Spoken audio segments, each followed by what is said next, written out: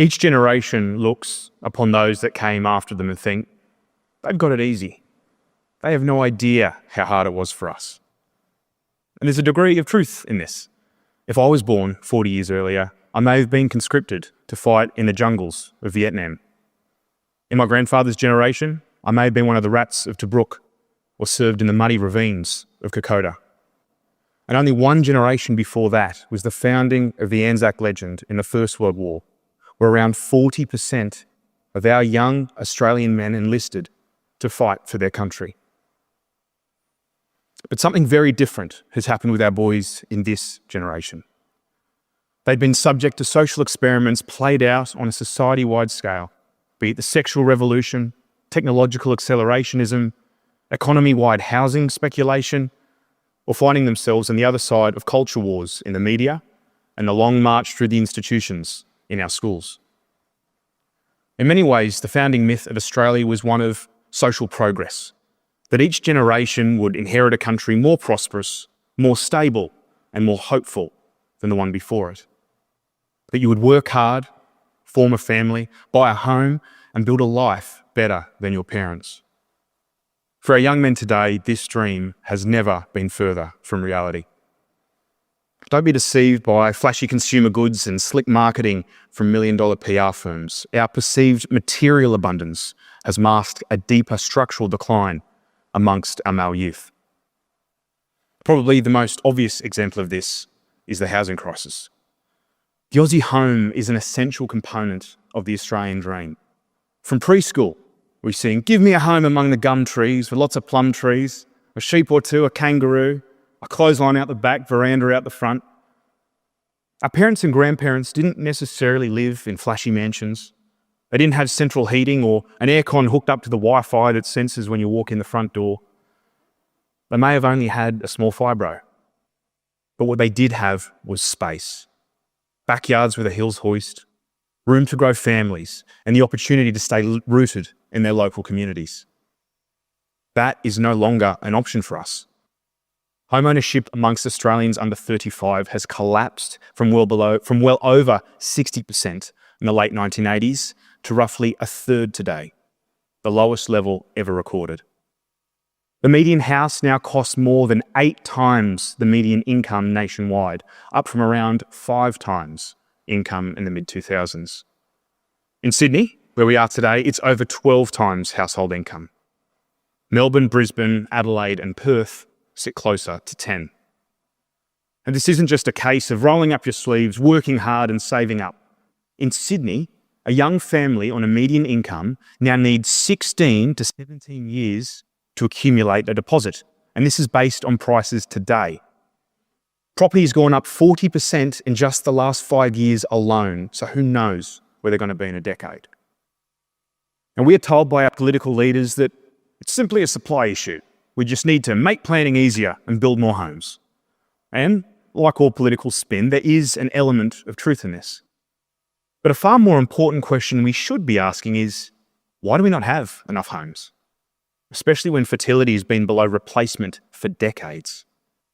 Why can't we afford to plant roots where we were raised? To afford to live close to our parents, our relatives and our childhood friends? Why is it that what is getting built, be it sky-rise apartment blocks or dense duplex suburbs with no public transport links, is so alien to the homes and communities that came before us? And why do we now, like the prodigal son, have to either demand our inheritance up front or benefit from the premature death of a parent in order to have a shot at meeting a deposit and giving our kids a shot at the life that we were given? Inevitably, the housing crisis is delaying other significant life milestones like marriage and having kids. Young people want to build their lives on a firm foundation, not on the uncertainty of a volatile rental market and a one-bedder apartment in Zetland or Strathfield. With all this pressure, such little hope in coming close to achieving the Australian dream upon which our social contract between generations has been built, is it any wonder that more and more young people are identifying as depressed and pessimistic about the future? As Zach alluded to before, today nearly 1 in 3 Australian men aged 16 to 24 meets the criteria for a mental disorder. Anxiety disorders affect almost a quarter Affective disorders, more than 1 in 10, and suicide is now the leading cause of death for young Australian men, surpassing car accidents and disease. And Australia is an outlier globally. Men do generally have higher suicide rates than women, at around 2.3 times higher, but here in Australia, it's more like 3.1 times higher. But as I mentioned earlier, we are not the first generation of men to face hardship or adversity. So, are we just soft? Well, some might argue that, but I think something else is at play here. I would argue that these declining mental health outcomes are because, for many of us, we are the first cohort to have really lived through one of the worst trade-offs of the sexual revolution, and that is the epidemic of dad deprivation. When our culture treats sex as detached from obligation, fatherhood becomes a voluntary lifestyle rather than a social expectation. The movement around the sexual revolution, paired with second-wave feminism, promoted that sex and romance were strictly private affairs, and the government had no business involving itself in the matters of marriage or divorce or same-sex relations, adultery or abortion. This in turn minimised the social importance of marriage, diminishing it to, it's just a piece of paper, which unsurprisingly contributed to skyrocketing cohabitation rates, which are 3 times more likely than a marriage to break down. For many prominent feminists, marriage was denounced as a tool of the patriarchy, and I would argue, through third and fourth wave intersectional feminism, has morphed into an ideology that insists equality can only exist if the distinct and beautiful differences between men and women are erased entirely. Whether in the workplace or in the home, and especially in family life, this vision of equality demands that mothers and fathers are viewed as optional. As dominant as these ideas have become, they are fundamentally at odds with our biological reality and social needs, especially when it comes to children. Early childhood in particular is a period of intense neurological growth. In the first 3 years of a child's life, more than 1 million neural connections form every second. This is when the systems that govern emotional regulation, stress response, attention, learning, and social connection are built.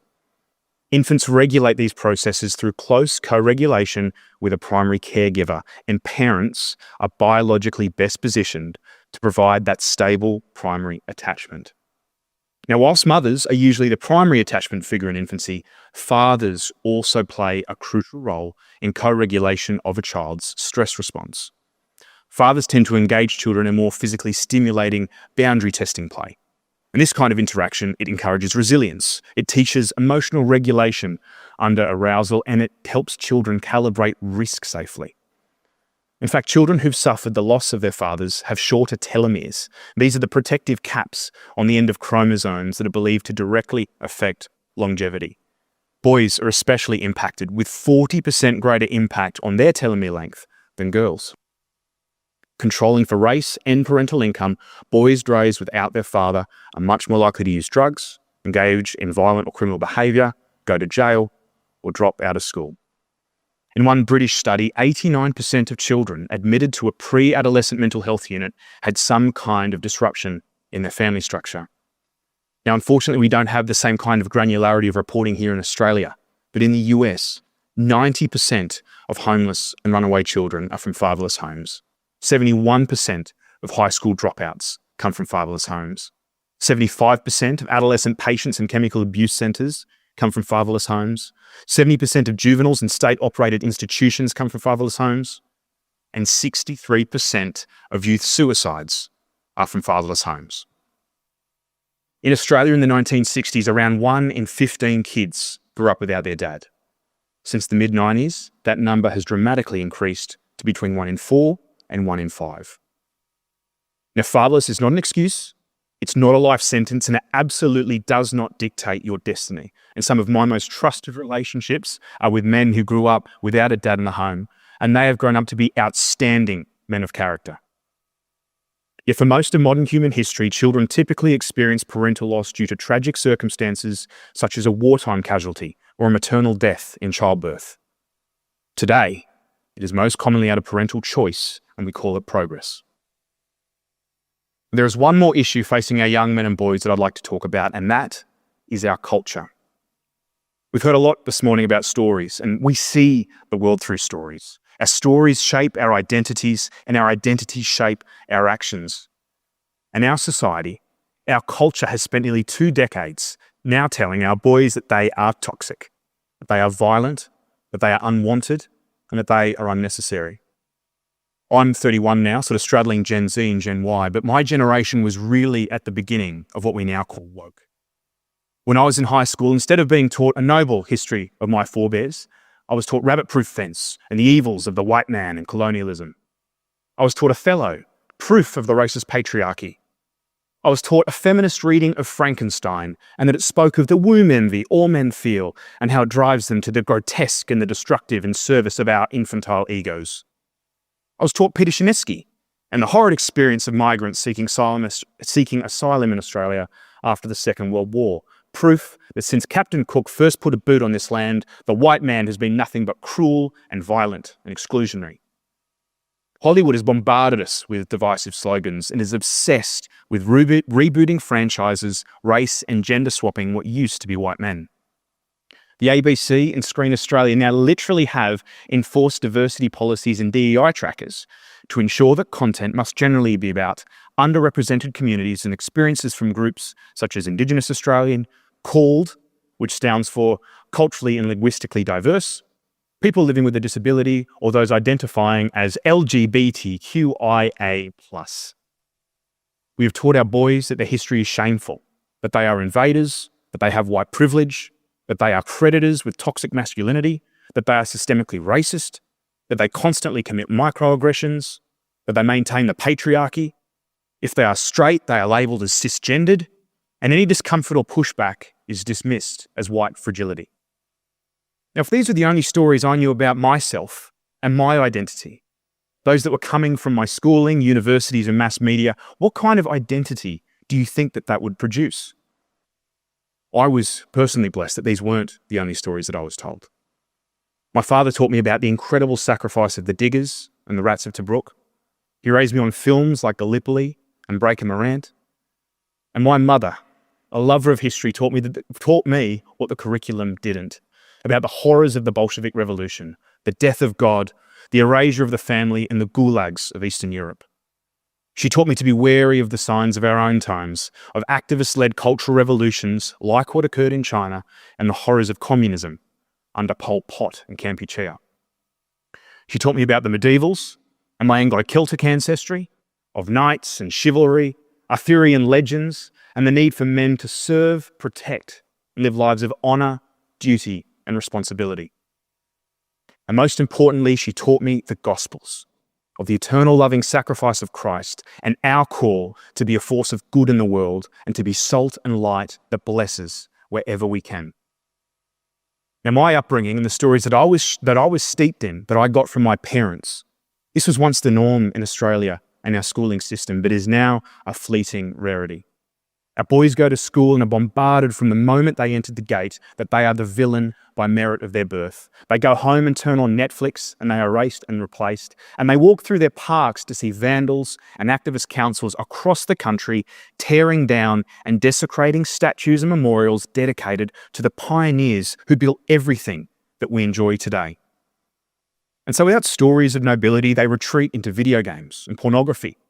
Or they seek out charismatic men online who are giving them a story, one where life is a game of power to be exploited for their own personal benefit and pleasure. So, where do we go from here? Well, it goes without saying, we need to make housing more affordable. We need to rethink our approaches to family life and be willing to make the sacrifices necessary to give our children life with their dads. And we need to start telling our boys that they are noble, that they are needed, and that they are loved. But having said all this, to the young men who might be listening, do not choose to be a victim, but do not expect someone else to come to your rescue. If there is one thing that I've learned from these stories, from the Knights of Legend to the Anzacs, it's that your calling as young men is to be brave pioneers and to forge your own path, no matter the hardship behind you and no matter what you might have to face in the future. Your calling is to create institutions, to grow strong and to be courageous, to speak the truth, to live and act in service of the weak and vulnerable, to not find your meaning and purpose, but to create it by being men of action, of stoicism, and of hope. Do not be demoralized. You come from generations of men who survived, thrived, and built an entire civilization out of the rubble of some of the worst human conditions imaginable. You stand as stewards to the inheritance of those who came before you, the convicts and the free settlers who with bullet team and axe blade carved out of the scrub one of the greatest and most prosperous nations that has ever existed.